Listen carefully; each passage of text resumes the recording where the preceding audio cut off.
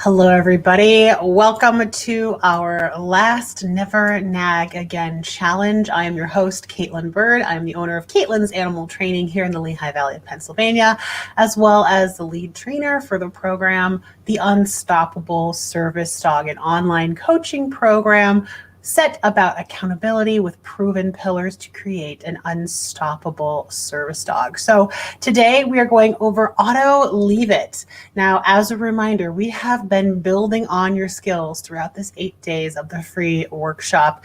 And if you are here at auto leave it and have not practiced the opposition reflex game, you need to go back and start the opposition reflex game, aka stop pulling. And that is where you will need to start off.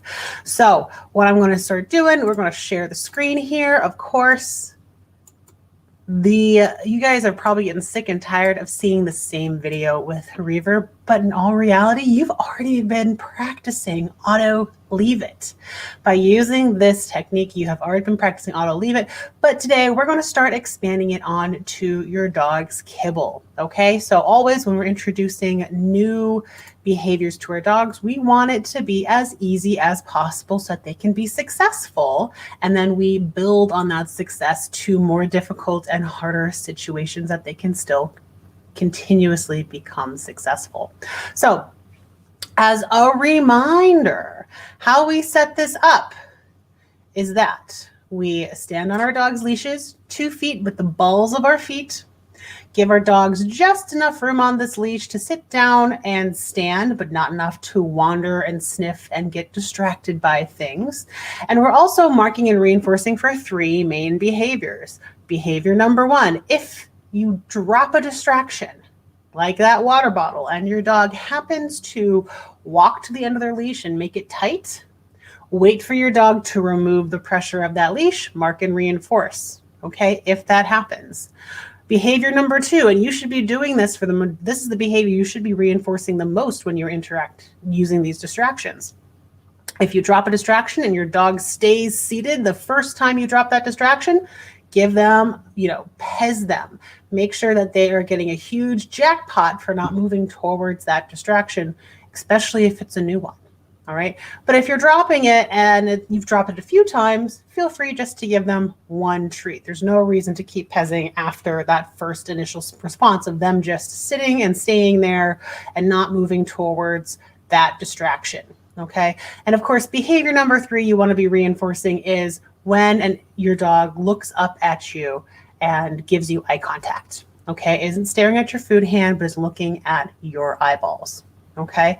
So quick review.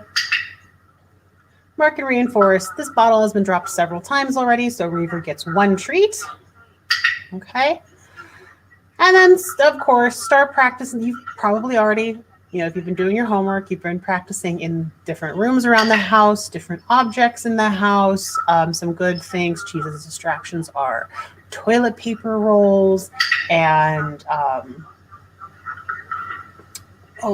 paper towels or tissue or paper, really just anything that you can get your dog's attention with. Again, start low distractions and then start building it, something that your dog might have a harder time with. Maybe they have a favorite ball.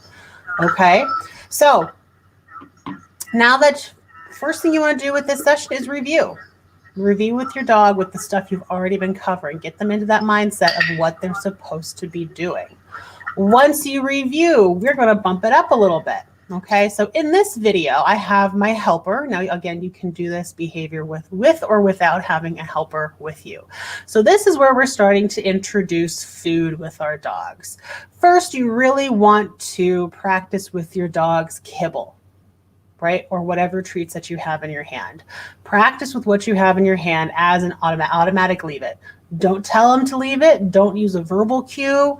Don't try to shoo them away. Don't try to pull them back. Just step on your dog's leash. Now here, I'm doing a more advanced version of it. Eventually, as we practice with this advanced game, your dog is going to be able to walk over food without touching it. And that can be very difficult for a lot of dogs. So that's going to take more time. And that's something that we cover in the Unstoppable Service Dog program. But for now, we're doing some introductions. Okay, so use your kibble, start dropping it far away out of your dog's reach, making sure they can't get it. But here I have 3 different kinds of food items. And I believe up here in the first half, we kind of review, right? So here we have low and medium and high value food. Low value for Reaver here that we're using is different types of melons. So watermelon, honeydew, cocoa melon, no. But you get the point, right? Some fruit that dogs don't typically find reinforcing, but still something he doesn't get every day, right? So low value food. We also have cheese, and we also have some salami. All right, and all of these foods are being put down on a plate as we are progressing. I am marking and reinforcing Reaver for every time he does well when these distractions are present. Okay, so first you really want to start far away. Okay, so I have my helper. This is Scott. I think he's behind the curtain. Oh, here he is. And have it introduced far enough away. All right, and if you're doing this by yourself, I've done this by myself. You don't have to have a helper. You just have to make sure your dog is in a separate room, not watching you set any of this up, or behind a closed door. And you can set up plates on the ground with food and distractions and start practicing getting a little bit closer to those distractions, okay? So Scott's, of course, being a distraction over here. He thinks he has to pay attention to Scott, which he does not, right? And I do eventually ask him to go behind the curtain just so that it's less of a distraction, and he actually starts to pick up a lot better. Excuse me. Whew. Okay. So as you can see, we first started with the plate over here. Now we are gradually building it closer over here. Okay, and as he's going and he's good, we start to increase the difficulty. So it's pretty easy if a dog's staying still, right? He can lay down, I don't care. He can be standing or sitting, doesn't necessarily matter here. All that matters is that he stays in position as we move these objects closer. And you can see he doesn't really even focus on the food. He's like, I know what I'm supposed to be doing. I'm going to stay here. I'm going to look at my mom, and I'm not allowed to go and get that food. Okay, again, don't jump into this game without doing the previous games, because that is what helps set them up for success. Food can be, especially high value food, can be very difficult. Can be very difficult to be successful with this. Okay, so now I'm actually going to start doing this in a more difficult set. I'm going to ask him to put the food further away. Now, don't do this, right? I wasn't clear enough with my instructions for my helper. So he actually put the food on Reaver's left side. I don't know why he decided to move it left to Reaver's side. I did tell him we were going to start walking near it, but that is actually going to be a much more difficult approximation for your dog than if you just put it on the side that you were on. Right, and I do believe I instruct him to do that later, is to put it closer to me, not to Reaver, on the right-hand side rather than on the left-hand side of Reaver. And why is that? Because if it's on my right-hand side, I am between my dog and the food. So it's a little bit further apart. If I put it right next to the dog, that can be very difficult. So let's see how Reaver handles this. Okay. He's good. Didn't even try to move. At this point, he's gotten really good at the eye contact game. I'm trying to get him to stand up. He's in a new position. And now you see he's having a little bit of a hard time. He's like, I'm looking at that. I do want to investigate it.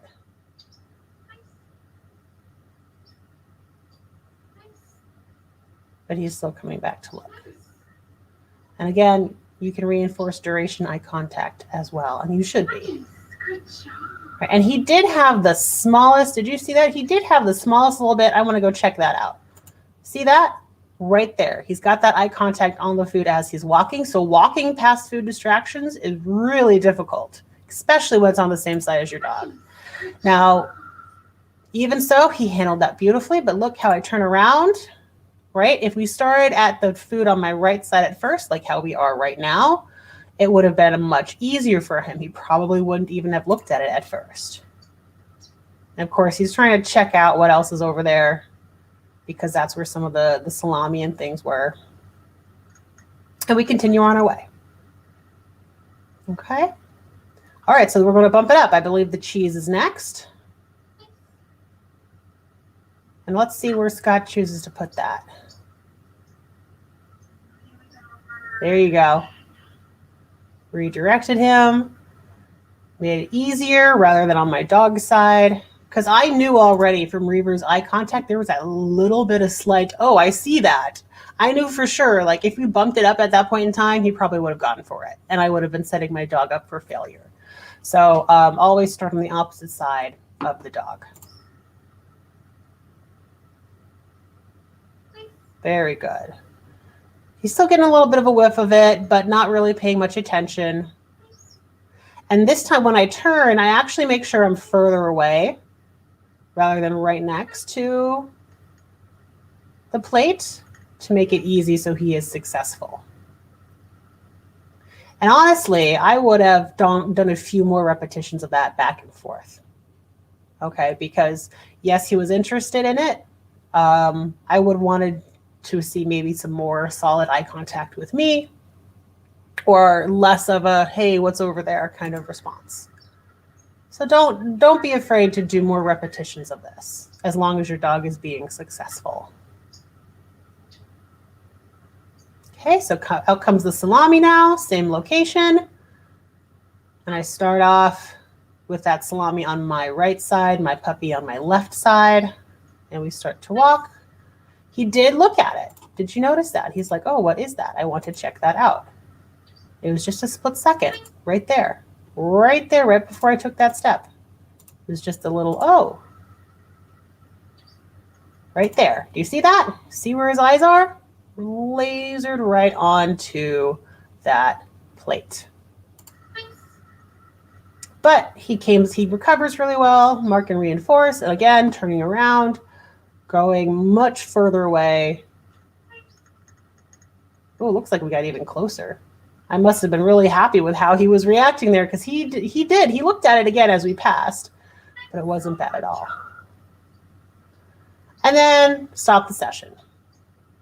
Okay, so all in all, this was actually a pretty long session. This session was about 7 minutes long.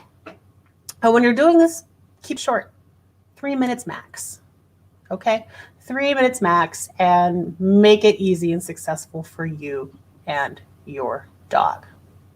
All right, do we have any questions?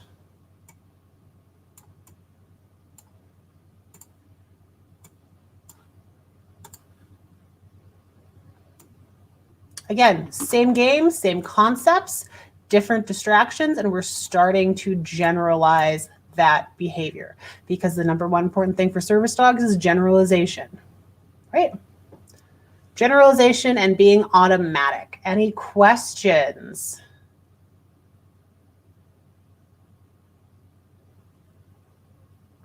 All right, so I'm going to be posting another thread for the auto leave it game. And there's also another additional page here. This is for day 7, page 17, your auto leave it, never nag again challenge. And on the next page, there is about generalizing auto leave it. So if you're looking to generalize this behavior, practice in every room of your home, keep it really short, around 3 minutes long.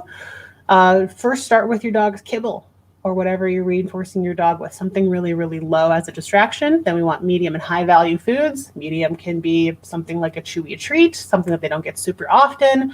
High value food can be anything really stinky and smelly, maybe like warm hot dogs or cheese, or maybe a homemade recipe with tuna, right? Something really stinky and tasty. And of course, also, you can practice this while you're eating a meal. If you're sitting down eating food and your dog is settling, what happens if food drops near them, right? And again, if that food happens to fall near them and they don't go for it right away, make sure to jackpot that behavior of just staying there at the first time that happens. That's really key. And of course, outdoor public seating. If something were to drop in outdoor public seating, can your dog handle it? Will they stay there? All right. So thank you guys so much. That is it for Auto Leave It. Of course, this will be available for replay. And make sure to post your 30 to 60 minute clip in the group. I'll be putting a thread up here shortly. And as a reminder, everything is leaving tomorrow night at midnight. So if there is a concept that you need more practice on, if there is a live that you missed and wanted to catch up on, make sure to do that before tomorrow night because everything will be leaving. Thank you guys so much. I hope you have a great Tuesday. And then tomorrow, we're also going to be having another live at 12 o'clock. That topic of the live is going to be developing a professional trainer mindset. We touched a little bit about that today at 12. We were talking about how to get past roadblocks and what kind of mindset you need to get past those roadblocks. But then tomorrow at 12, we will be doing developing a professional trainer mindset and how to get that and be successful with your dog. All right. Thank you guys so much. Have a great Monday, and I will see you tomorrow at noon. And make sure to catch up on everything in the group. If you need anything, you know how to reach me. Bye, guys.